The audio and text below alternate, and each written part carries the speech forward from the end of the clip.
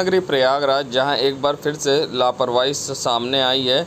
जी हां, हम बात कर रहे हैं प्रयागराज की, जहां पर प्रयागराज में फिर से एक बार कोरोना का ग्राफ फिर से बढ़ता नज़र आ रहा है और कोरोना संक्रमण के रोज़ मरीज़ मिलना शुरू हो गए हैं। ऐसे में चौथी लहर को लेकर कहा गया था कि बच्चों के लिए ज़्यादा खतरनाक है, मगर अब बच्चों के द्वारा जहां लापरवाही दिखी, क्योंकि अभिभावक खुद लापरवाह दिख रहे हैं और बच्चे मास्क लगा नहीं रहे। ये नज़ारा है जमुना क्रिश्चियन कॉलेज के बाहर का, जहां आप देख सकते हैं छात्र बिना मास्क के हैं और ना ही किसी तरह का लोगों में खौफ है। एक आध को छोड़कर किसी के चेहरे पर दूर दूर तक मास्क नहीं दिखाई दिया और कोविड गाइडलाइन का खुलेआम उल्लंघन हो रहा है, जिससे फिर से खतरा सर पर मंडरा रहा है। और बच्चों के लिए जहां चौथी लहर खतरनाक है, ऐसे में लोग बिना मास्क के यहां पर घूम रहे हैं और इन पर अंकुश लगाने वाला कोई नहीं है और ना ही रोक टोक करने वाला। और सबसे बड़ी बात कि कॉलेज स्कूल प्रशासन की ओर से भी गाइडलाइन का पालन नहीं कराया जा रहा है और बच्चों को मास्क नहीं लगवाया जा रहा है। ऐसे में क्या कहना है अभिभावकों का, आइए सुनाते हैं। नहीं, पालन होना चाहिए। ये गवर्नमेंट की जो पॉलिसी है ये बहुत अच्छी है और अगर क्या कहते हैं गाइडलाइन का नहीं करेंगे तो दिक्कत हो जाएगी, पूरे लोग इसमें परेशान होंगे। आप देख रहे हैं बच्चे यहाँ पे कोई मास्क नहीं है। नहीं, कुछ लगा रहे हैं, आज कुछ हमें लगता है बच्चे ज़्यादा आए हैं तो जिसकी वजह से कुछ ऐसा हो गया है, लेकिन लगाते हैं बच्चे यहाँ। क्या नाम है सर आपका? मोहम्मद आलम।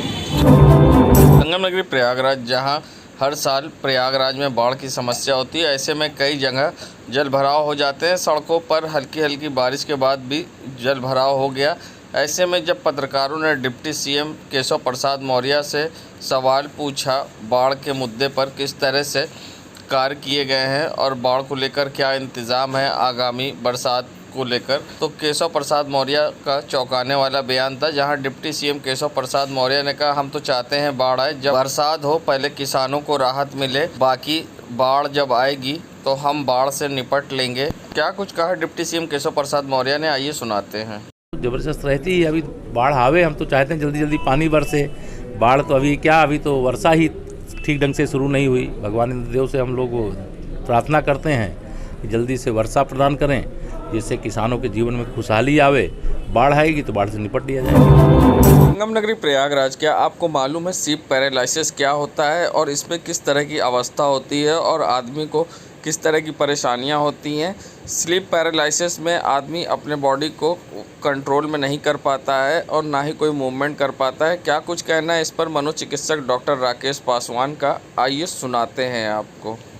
तो आज के बाद से मैं ये निवेदन करना चाहूँगा छात्रों से कि वो समय पर, पढ़ाई के दौरान समय पर सोएं और कम से कम 6 से 8 घंटे की एक मुश्त नींद रात में ज़रूर लें, क्योंकि जब हम सोते हैं तो सोने के दौरान नींद का जो चक्र होता है वो एनआरईएम और आरईएम 2 प्रकार की चक्र में होता है और ये माना जाता है कि कम से कम 3 चक्र या 4 चक्र नींद के पूरे होने चाहिए, तभी व्यक्ति की जो मानसिक और शारीरिक थकान है वो दूर होती है। तो समय से सोना और पर्याप्त मात्रा में सोना ये बहुत ज़रूरी है। और एक चीज़ और भी है जो बड़ा लोगों को अजीब व गरीब लगती है, कभी कभी उसको पैरानॉर्मल आदमी मानता है, भूत प्रेत से संबंधित कर देता है। कई तरीके की क्रियाएं जो नींद के दौरान होती है हम उनको असामान्य क्रियाएं समझते हैं। वास्तविकता में वो कुछ तरीके की मनोवैज्ञानिक और शारीरिक परेशानी को व्यक्त करती हैं, लेकिन हम समझ नहीं पाते हैं। जैसे कि अगर बात करें तो एक प्रक्रिया होती है सोमनेबुलिज्म, यानी कि नींद में बोलना, सोमनेलोक्यू यानी नींद में चलना। इसी प्रकार से एक प्रक्रिया होती है स्लीप टेरर, नाइटमेयर्स यानी कि डरावने सपने देखना। इसी प्रकार से स्लीप पैरालिसिस होती है। ये प्रक्रियाएं ऐसी हैं जो जिसको भी होती है वो बड़ा भयभीत हो जाता है, समझ नहीं पाता कि वास्तविकता में ये हो क्यों रहा है। कभी कभी क्या होता है कि हमको बड़े भयानक, बड़े डरावने सपने आने लगते हैं, बड़ी बेचैन सी नींद रहती है, तो हम समझ नहीं पाते ये हो क्या रहा है हमारे साथ। अगर हम उस समय अपने आप में आत्म मंथन करें तो हम समझ पाएंगे कि उस समय हम किसी न किसी शारीरिक या मानसिक तनाव के दौर से गुजर रहे होते हैं और ये जो नींद में आने वाले डरावने सपने, बुरे सपने हैं, ये उसी का उद्घोष करते हैं, हमारी मानसिक और शारीरिक परेशानी को व्यक्त करते हैं। इसी प्रकार से कभी कभी ऐसा होता है कि हमको लगता है जैसे किसी भूत ने आकर के हमारे सर को दबा दिया, गर्दन को दबा दिया, पीठ को दबा दिया। हम प्रयास कर रहे हैं उठने का, जगने का, हम जग नहीं पा रहे हैं, आँख हम एकदम जगे हुए हैं, आँख हम खोलने की कोशिश कर रहे हैं, खोल नहीं पा रहे हैं, शरीर को हिला नहीं पा रहे हैं, बहुत कोशिश कर रहे हैं, फिर अचानक से नींद खुलती है और हम अपने आप को बहुत डरा हुआ महसूस करते हैं और हम समझ नहीं पाते कि ये क्या हो गया हमारे साथ, ऐसा कैसे हो गया कि हम जग रहे हैं, हम नींद आँख खोलना चाह रहे हैं लेकिन आँख खोल नहीं पा रहे हैं। तो ये एक तरीके का साइकोलॉजिकल अवस्था है जिसको हम लोग स्लीप पैरालिसिस के नाम से जानते हैं। वास्तविकता में जब हम नींद से जगने की अवस्था में होते हैं और चिंता या इस तरीके के किसी दौर से गुजर रहे होते हैं तो हम एक तरीके की पैरालिसिस या लकवे की स्थिति में थोड़े समय के लिए चले जाते हैं। हम जग ज़रूर रहे होते हैं लेकिन हम शरीर का कंट्रोल नहीं कर पाते हैं। तो इसमें कोई भयभीत होने की ज़रूरत नहीं है, कोई परेशान होने की ज़रूरत नहीं है। यदि कोई नींद में बोलता है, बड़बड़ाता है, कोई नींद में चलता है तो हमको जो है कोशिश करना है कि हम किसी योग्य मनोचिकित्सक से जा कर के इसके लिए परामर्श लें, इसको समझें कि ऐसा क्यों हो रहा है। क्या आपको गुप्त नवरात्रि के बारे में मालूम है और क्या है इसके महत्व? तो आइए हम आपको बताते हैं। गुप्त नवरात्रि बाकी नवरात्रि से अलग होती है और रात के अंधेरे में इसमें पूजा करने का विधान है। ऐसे में किस तरह से गुप्त नवरात्रि मनाई जाती है और क्या कुछ कहना है इस पर पंडित शिप्रा सदेव का, आइए सुनाते हैं आपको।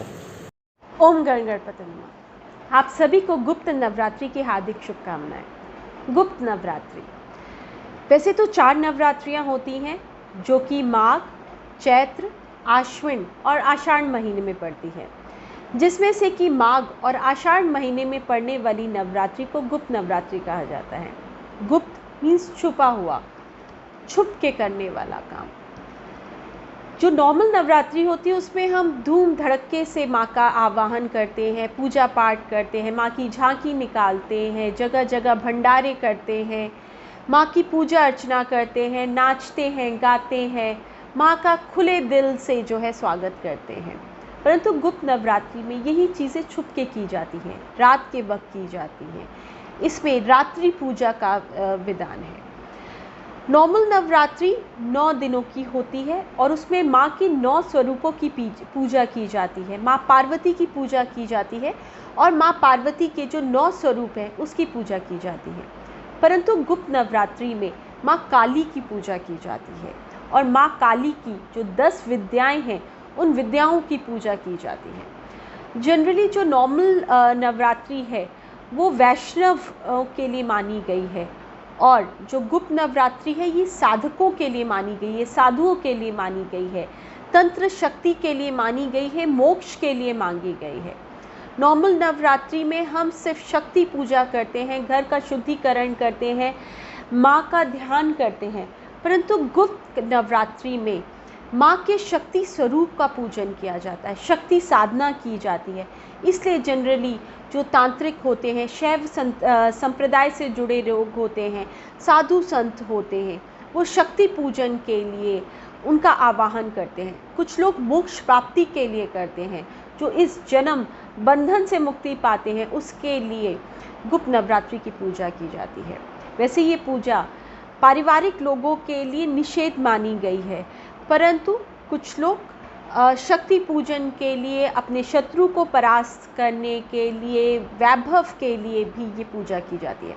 वैसे वैभव के लिए नॉर्मल नवरात्रि की पूजा की जाती है, उसमें धन वैभव की प्राप्ति होती है, क्योंकि शक्ति पूजा से धन वैभव की प्राप्ति नहीं होती, परंतु शक्ति साधना के थ्रू बाकी चीज़ों का आवाहन किया जाता है। इसलिए ये पूजा जनरली साधु संतों के लिए की जाती है। आज गुप्त नवरात्रि का आखिरी दिन है। आज के दिन माँ का ध्यान करना चाहिए, माँ से पूजा अर्चना करनी चाहिए, माँ का खुले दिल से स्वागत करना चाहिए।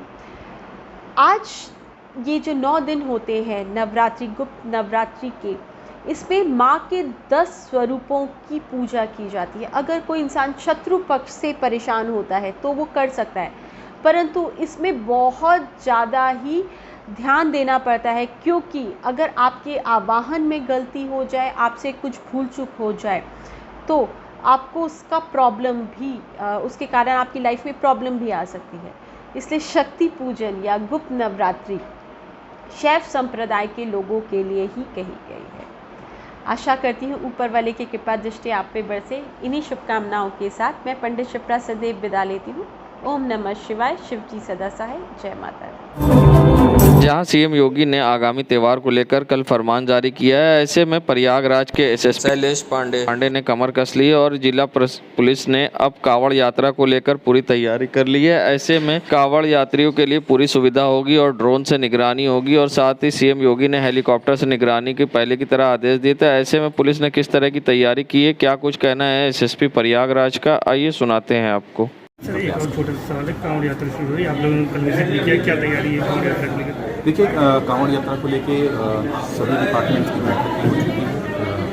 कुछ अधिकारियों की अध्यक्षता में बैठक हुई है। साथ ही साथ कल commissioner sir, IG sir, DM साहब, मैं तथा सभी जो प्रशासनिक पुलिस अधिकारी हैं पूरा कंप्लीट रूट जो है घाट से लेके जो मुख्य मार्ग है कांवड़ियों का, उसका हम लोगों ने भ्रमण किया।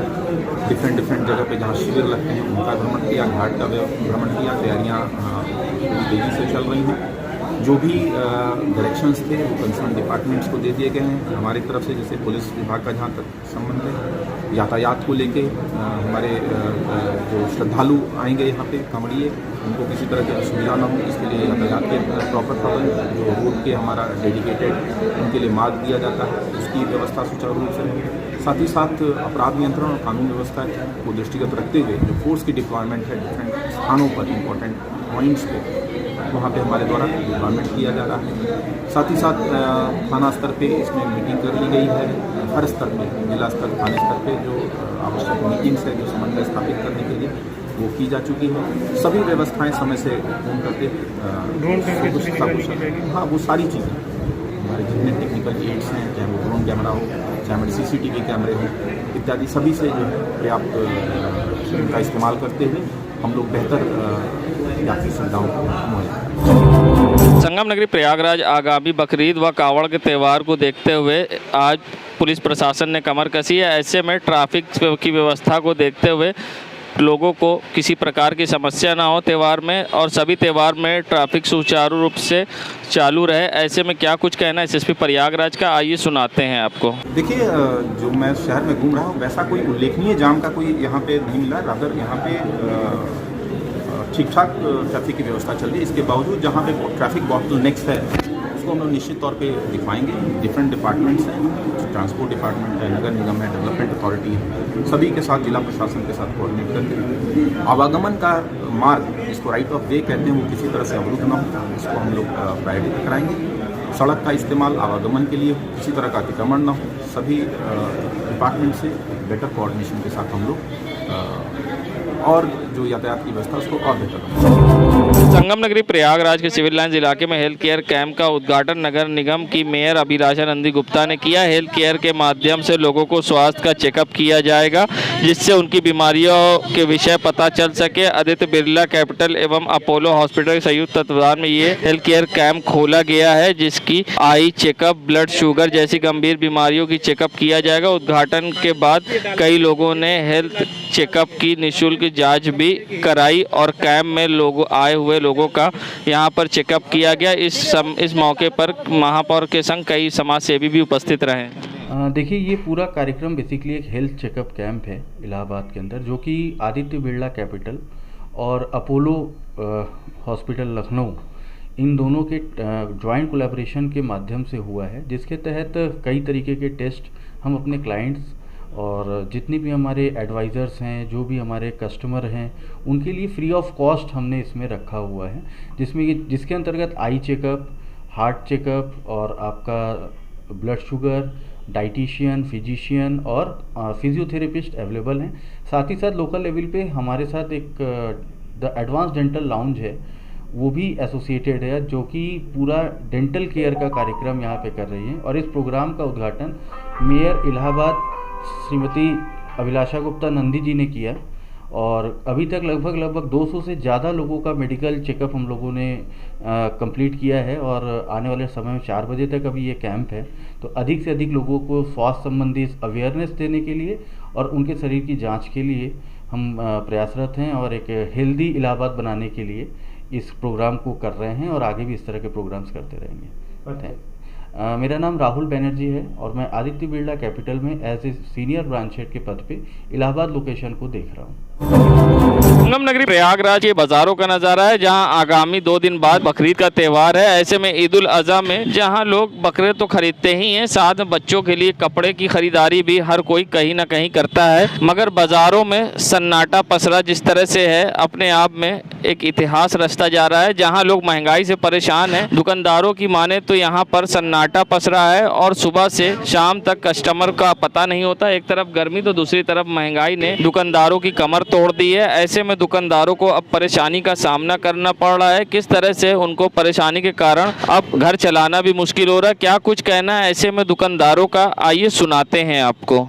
मार्केट में बहुत ज़्यादा असर पड़ रहा है और मार्केट एकदम सुनी है। आप खुद देख लीजिए, दुकान पे कस्टमर नहीं है, रोड पे कस्टमर नहीं है। महंगाई की जोर की वजह से यह सब चीज़ें बहुत महंगी हो चुकी है, इसीलिए संगम नगरी प्रयागराज जहां आगामी 2 दिन बाद बकरीद का त्यौहार है। ऐसे में जहां बकरा मंडी करेली के कब्रिस्तान के बगल में लगती थी, मगर पिछले साल से कोविड की वजह से नहीं लग रही है, जिसके कारण लोग सी ब्लॉक की सड़कों पर ही बकरा लेके टहल रहे हैं और वहीं से बकरा बिक रहा है और बकरा मंडी के तौर पर यहीं पर बकरे बेचे जा रहे हैं। ऐसे में बकरे दुकानदारों का कहना था कि जहाँ भीड़ तो नहीं है, मगर हाँ बकरे बिक रहे हैं और इस पर किसी तरह का असर कोई ख़ास नहीं है। मगर बकरे के व्यापारी का ये भी कहना था कि 7,000 से लेकर 25,000 रुपये तक के बकरे बाज़ार में हैं और इस तरह के बकरे अब बाज़ार में बिक रहे हैं। क्या कुछ कहना है व्यापारी का, ये सुनाते हैं। इस बार बढ़िया बिक्री है। हाँ, नहीं महंगाई का ज़्यादा असर तो नहीं है, बाकी अच्छा बिक रहा है। बस हो क्या रेट से स्टार्ट है? यही कोई 7,500 से लगा के 20-22 हज़ार तक के मार्जिन में हाँ बिक्री हो रही है। मोहनलाल।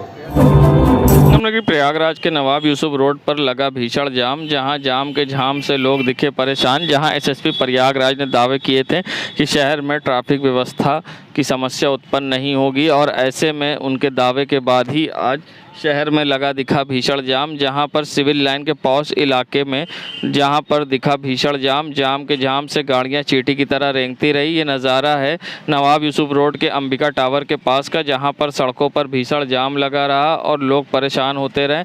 सबसे बड़ी बात, कानपुर दिल्ली से आने वाली रोडवेज़ की बस इसी मार्ग से आती हैं, जिससे यात्रियों को भी परेशानी का सामना करना पड़ा। जहाँ जाम के झाम से लोग लगातार होते रहे परेशान, ना ही सिविल लाइन पुलिस दिखाई दी। और यहाँ पर सबसे बड़ी बात कि यहाँ के स्थानीय नागरिक जाम को झाम से लोगों को निजात दिलाने के लिए सड़कों पर उतरे। आप देख सकते हैं सड़कों पर किस तरह से लगा भीषण जाम, जाम के झाम से लोग हो रहे परेशान, जिम्मेदार बने इंजन। संगम नगरी प्रयागराज के करेली क्षेत्र के जेके आसियाना कॉलोनी से जहां मोहम्मद शकील, जिनकी उम्र लगभग 60 साल है, जो कि 6 तारीख को घर से करीब 11 बजे रात में निकले थे और उसके बाद से वे घर नहीं पहुंचे हैं, जिसके बाद घर वाले अब उनको ढूंढ कर परेशान हैं और घर वालों ने कई जगह उनके पोस्टर भी चिपकाए हैं और लोगों से अपील की है कि अगर उनको कहीं मिलते हैं तो कृपया उनके लिखे गए नंबर पर संपर्क कर और उनके पते पर पहुंचाने की लोग कोशिश करें। जहां बता दें उनके घर वाले परेशान हैं और 6 तारीख को शकील अपने घर से रात 11 बजे निकले थे, जिसके बाद से वे घर नहीं पहुंचे हैं और शकील का दिमागी संतुलन भी ठीक नहीं है। ऐसे में घर वाले परेशान हैं। क्या कहा है आइए सुनाते हैं। इनका नाम मोहम्मद शकील है। ये 6 तारीख को करेली जेके आशियाना से लापता हुए हैं। जो भी व्यक्ति इन्हें देखे वो संपर्क करे मेरे दिए गए नंबर पे। इनका दिमागी संतुलन ठीक नहीं है। संगम नगरी प्रयागराज के नज़ारा है नुरला रोड की सड़कों का, जहां आप देख सकते हैं विक्रम कर किस तरह से लटक कर सवारी करते विक्रम चालक और खल्लासी नज़र आ रहे हैं। आप देख सकते हैं किस तरह से यातायात नियम की धज्जियां उड़ाई जा रही विक्रम चालकों द्वारा। ये नज़ारा है नुरला रोड की सड़कों का, जहां नुरला रोड से करेली 12 मार्केट क्षेत्र में ये विक्रमें चलती हैं और जिस पर तेज़ साउंड के साथ लाउड स्पीकर की तरह गाने बजते हैं और साथ ही गाड़ी पर लटक कर लोग सवारी करते दिखाई देते हैं, जिससे कभी भी बड़ी दुर्घटना भी हो सकती है। मगर विक्रम चालकों की लापरवाही और किस तरह से यातायात नियम की देख सकते हैं धज्जियां उड़ाई जा रही है आपके सामने है। ये नज़ारा है नुरला रोड की सड़कों का, जहां हवा फर्राटे भरती विक्रम और पीछे लटक कर सफारी करता खल्लासी। आप देख सकते हैं किस तरह से विक्रम चालकों द्वारा किस तरह से नियम कानून की धज्जियां उड़ाई जा रही है। वहीं पुलिस को देखकर ये छुप जाते हैं और उसके बाद फिर इसी तरह से नियम कानून की धज्जियां उड़ाते हैं। अब